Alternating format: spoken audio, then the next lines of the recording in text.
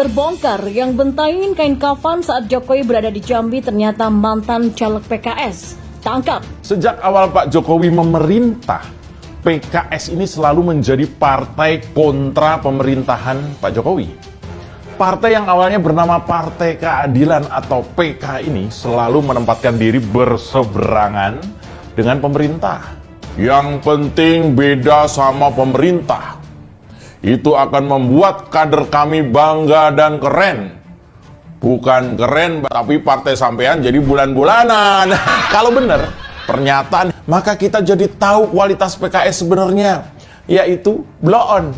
Kita ingat jargon sejak 2014, di mana PKS berpihak, maka pilihlah lawannya. Jadi ketidaksetujuan PKS membuat semua hal menjadi terang benderang.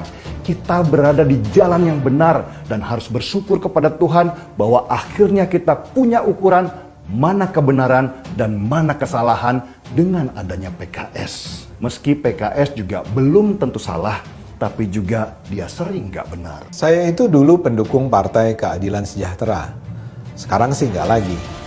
Menurut saya sekarang mereka sudah mengkhianati amanah yang diberikan pada mereka. Menurut saya sekarang mereka tidak lagi memperjuangkan keadilan, tidak lagi memperjuangkan kesejahteraan. Saya bahkan menganggap mereka tidak pantas lagi menyebut diri sebagai partai Islam. Perjuangan PKS seharusnya adalah untuk memperjuangkan keadilan dan kesejahteraan rakyat Indonesia. Tapi secara perlahan itu berubah. Jika ada pertanyaan siapa presiden yang paling sering keliling Indonesia, pasti jawabannya adalah Jokowi. Karena sudah menjadi pemberitaan sehari-hari jika mantan wali kota Solo itu kayak nomaden, alias hidupnya berpindah-pindah. Bahkan dalam sehari bisa 2 provinsi yang dia kunjungin. Kalau seluruh provinsi yang ada di Indonesia jangan ditanya lagi. Semuanya sudah didatangi oleh presiden, termasuk Kabupaten Duga yang merupakan daerah zona merah di Papua, karena di sana masih banyak anggota KKB. Juga sudah pernah disambangi oleh Presiden Jokowi. Sampai-sampai JK pernah berkata bahwa dia belum pernah melihat presiden yang seserius Jokowi dalam melihat rakyatnya secara langsung. Nah, baru-baru ini Presiden kembali berkunjung ke Jambi. Adapun agendanya selama berada di daerah yang dilalui oleh Sungai Batang hari itu adalah menyerahkan langsung BLT minyak goreng kepada keluarga penerima manfaat atau KPM, meninjau pabrik pinang sekaligus melepas ekspor komoditas pinang biji, mengunjungi Candi Kedaton dan meninjau proyek peningkatan kualitas jalan akses ke Candi Muaro Jambi serta pelabuhan Muara Sabak. Dari sekian banyak agenda kerja yang dijalankan oleh presiden tersebut yang tentunya sangat melelahkan, ternyata masih ada juga orang yang tak bisa menghargainya. Tidak ada angin, tidak ada hujan, tiba-tiba ada seorang pria membentangkan kain kafan di pinggir jalan yang dilintasi oleh rombongan presiden. Yang di kain itu ada tulisan turunkan harga minyak goreng, hahaha. Kayak emak-emak aja beliau ini ya, padahal pria. Tidak pelak karena tindakannya tersebut dianggap berpotensi membahayakan keselamatan rombongan presiden yang melintas, ia pun langsung digeprek oleh aparat TNI yang terus berjaga di sana. Karena yang namanya orang, kita nggak tahu bagaimana kondisi kejiwaannya sebelum dilakukan pemeriksaan kan. Bisa saja nanti ketika mobil presiden lewat, ia menabrakkan diri ke mobil berplat RI1 itu. Bisa berabe. Meskipun dia tidak tewas, jelas hal ini akan merugikan Jokowi. Lantaran akan dijadikan isu oleh Kaltron. Presiden mencelakai rakyatnya sendiri. Jadi tindakan aparat mengamankan pria tersebut adalah hal yang sudah tepat. Sebenarnya menyampaikan aspirasi boleh-boleh saja, tidak ada yang melarang. Bahkan Presiden Jokowi sendiri pernah mengatakan silahkan kritik pemerintah jika ada yang kurang dan ada yang salah. Tapi ya mesti di tempatnya juga Ferguson dan menggunakan cara yang benar. Masa menyampaikan aspirasi pakai kain kafan? Kan gak ada akhlak gitu. Bukankah bisa pakai spanduk, kertas karton, dan lain-lain? Karena kain kafan itu kan fungsinya untuk membungkus jenazah, bukan untuk demo. Jadi jelas apa yang dilakukan oleh pria di Jambi tersebut adalah penyalahgunaan terhadap fungsi kain. Dan karena kain kafan yang dia gunakan seolah-olah membawa pesan kematian. Atau dengan kata lain, pria itu berharap Presiden Jokowi segera meninggal. Lantas siapa pria yang tidak bermoral tersebut dan bagaimana rekam jejaknya? Nah, namanya Muhammad Usman. Ingat, namanya saja pakai Muhammad, tapi kelakuannya nggak sama sekali mencerminkan akhlak Nabi Muhammad. Nah, ternyata si Usman ini golongan sapi juga. Ia tercatat pernah mencalonkan diri sebagai anggota DPRD Kota Jambi lewat PKS pada pemilu 2009 lalu, tapi gagal. Wajar sih gagal ya. karena nggak ada akhlak. Saat ini Usman juga tercatat sebagai anggota koalisi Aksi Menyelamatkan Indonesia atau yang disingkat KAMI. Organisasi tidak resmi karena nggak terdaftar di Kemenkumham yang mau dijadikan tunggangan oleh Gatot Nurmantio untuk nyapres, yang anggotanya kebanyakan pendukung Prabowo di Pilpres 2019 lalu. Jadi sudah terlihat siapa Usman itu sebenarnya. Warga Pos 62 yang tergabung dalam kelompok pembenci Jokowi atau dengan kata lain adalah kaldrun alias kadal gurun. Jadi wajar bila kemudian kelakuannya kayak begitu. Ini juga disebut dengan efek terpengaruh lingkungan yang tidak baik.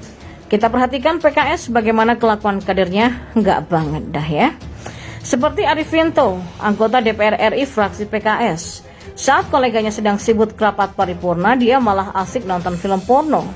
Yang terakhir, dia malu sendiri karena aksinya tersebut ketahuan sama wartawan dan dijadikan berita. Begitupun dengan dua mantan presidennya, ada yang korupsi sapi segala, yaitu Lutfi Hasan Ishak, dan ada juga yang follow akun porno, yaitu Pak Tifatul sendiri.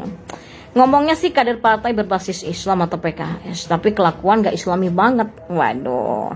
Sedangkan kami yang juga perkumpulan itu dideklarasikan sudah 8 anggotanya ditangkap polisi karena melakukan penghasutan.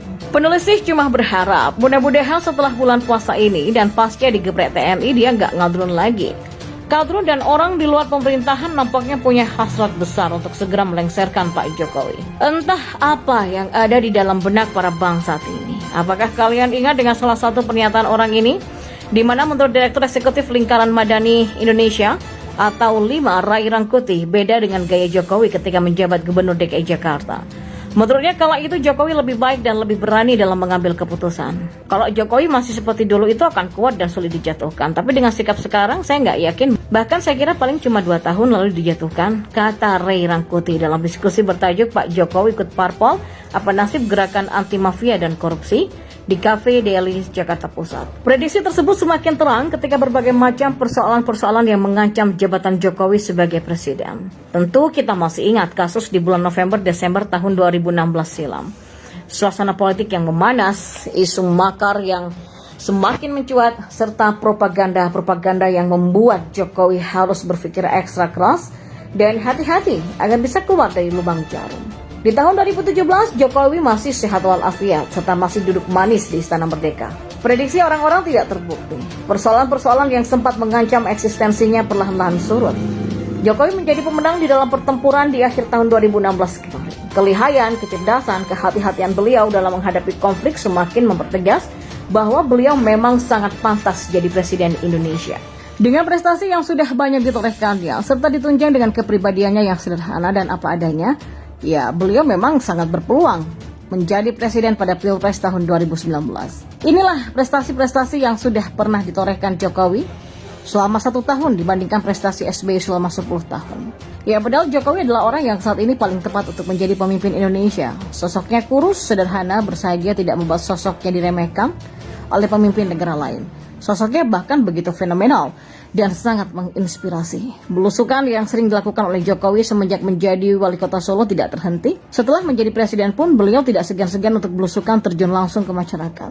Belusukan memang sudah menjadi karakternya, bukan pencitraan yang sebagian orang dituduhkan. Karakter yang sudah melekat pada diri seseorang akan susah dirubah dan akan terus mengiringi orang tersebut di dalam kehidupan sehari-hari. Banyak para calon pemimpin yang menggunakan metode belusukan oleh Jokowi dalam rangka mencari simpati masyarakat. Tapi mari kita buktikan, apakah setelah dia menjadi pemimpin, dia akan tetap belusukan seperti Jokowi atau hanya ongkang-ongkang di kursi pimpinan. Dunia akan melihat mana yang belusukan sebagai pencitraan dan mana yang belusukan sebagai sebuah karakter. Jokowi orang yang cerdas. Salah satu kecerdasan beliau adalah ketika beliau absen tidak ikut terlibat memberikan bantuan ke Suriah. Indonesia menjadi satu-satunya negara Islam yang tidak ikut terlibat. Orang Islam sumbu pendek semakin nyinyir dan menjadi-jadi menyerang Jokowi. Jokowi dicap sebagai orang yang tidak punya kemanusiaan. Tindakan Jokowi itu pun jika ditelaah justru merupakan tindakan yang terbaik.